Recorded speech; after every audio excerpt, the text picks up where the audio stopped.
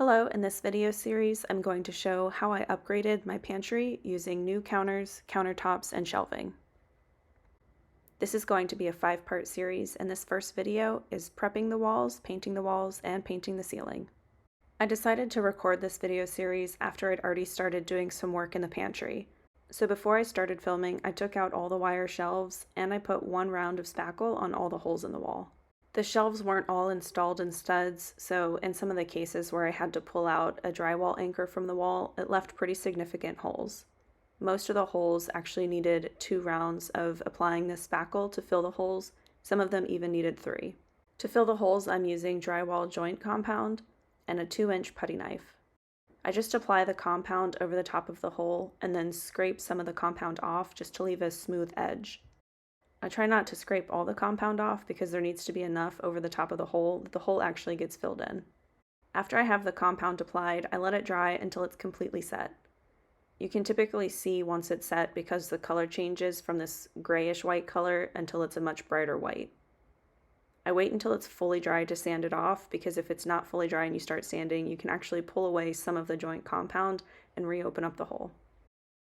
After all the spackle is dried, I use a sanding stick to sand off each of the spots where I'd applied new spackle.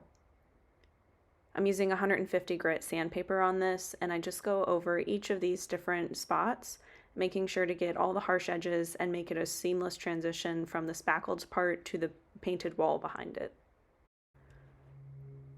There's a lot of different tools out there to use when sanding off the spackle. I like to use this manual sanding stick because it allows me a little bit more time to see the wall, and I can see if there's any spots that I missed, if anything that I'm sanding needs another round of spackle or joint compound, or if there's even sections in the wall that maybe there hadn't been a screw, but the wall has just been damaged and kind of gouged out over the years and needs some spackle in it. This sanding stick that I'm using has a Velcro attachment, so whenever the piece of sandpaper gets too worn down, you can just pull it off and put a fresh piece right on. So here's what the pantry looks like with everything removed, everything sanded down, and all the holes in the wall covered. You can also see the paint splotches that I did to check the paint that I'm going to use to paint the room. The last step that I do before painting is wipe down the walls to make sure there's no dust on the walls so the paint can fully adhere. And then I also vacuum the floor to pick up anything that's left over from sanding. Over time, the house has settled and the trim has pulled off a bit from the drywall behind it. So before I paint everything, I'm going to go in and fill all these gaps. I'm using caulk that will dry white, and I go around all the baseboards and fill in any gaps between the trim and the drywall. And then I just wipe off the excess with my finger. And then I also go to the door frames and fill in any gaps that have shown up there.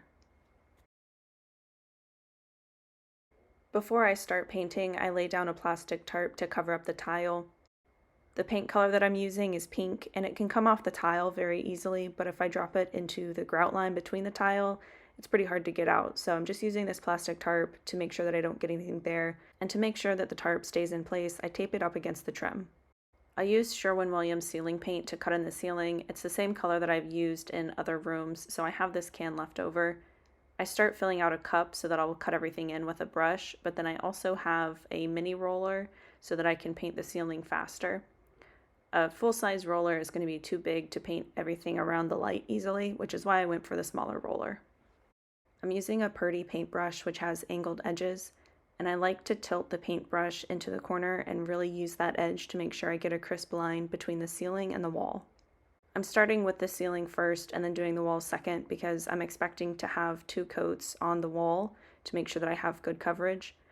This way, if I get a little bit of the white from the ceiling onto the wall, I know that that pink color will still cover it up. The paint in this room was original with the house, so it hasn't been repainted in over 20 years. And the paint was very thin on the walls as well, so everything that I was putting on was just absorbing so fast. This was the fastest I've ever seen paint dry. I ended up doing 2 coats on the ceiling just to make sure that everything was nice and covered since I'm going over this beigeish color with white. After I have the ceiling finished, I start cutting in the walls. So now I'm using my paint color to cut in the edges against the ceiling. I also fill in the corners where each of the walls connect, and then I also cut in around any trim and framing around the door. The paint that I'm using is called Rodeo Dust, and it's by Valspar. I chose the eggshell finish. Eggshell is my favorite finish of the options, and I use it in pretty much all of the rooms that I've painted in our house. But this could be preference. You could go with flat or semi-gloss. I just like the eggshell best. I don't use tape to tape off the ceiling or to tape off the parts of the trim that I don't want to get paint on. I've painted quite a few rooms in the house and I used to use tape, and I actually found that I was making a lot more mistakes using that tape because it would bleed underneath sometimes, and I would have to go back and make more corrections than when I just focus on using the bristles of the brush to guide that straight line.